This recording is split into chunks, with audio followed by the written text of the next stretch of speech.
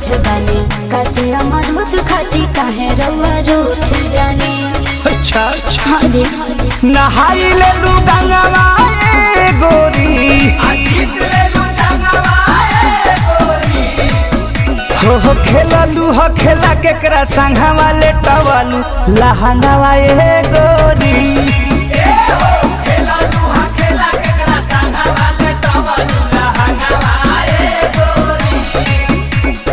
काहे बताई।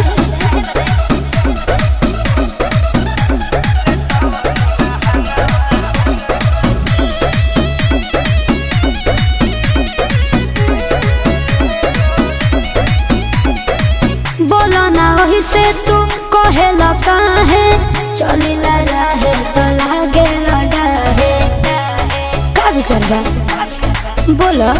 जानतानी गोरी हो तोहार बाजार बड़ी गरम बा है कौन हो कुंवार के भतार लागोंदा काहे सरम बा हिलावलू पलंगवा ए गोरी चिल्लाइल माया लंगवा ए गोरी हा खेललू हो खेला केकरा संघा वाले टवलू लहंगावा ए गोरी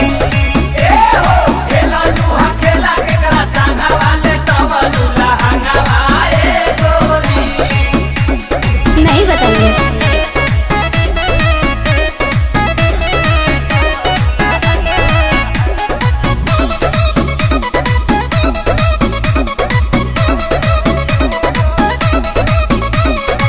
काहे के इज्जत को फेरे लपानी काहे हवाले कोई दे बुझवानी आज भर बर्दाश्त करो।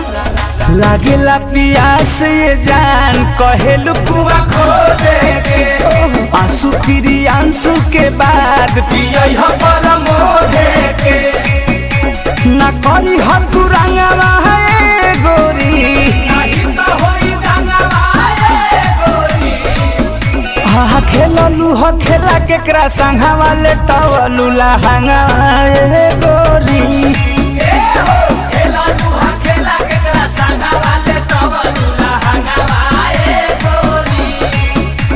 सांचो में हाँ हो नहाई ले लू गंगवा ए गोरी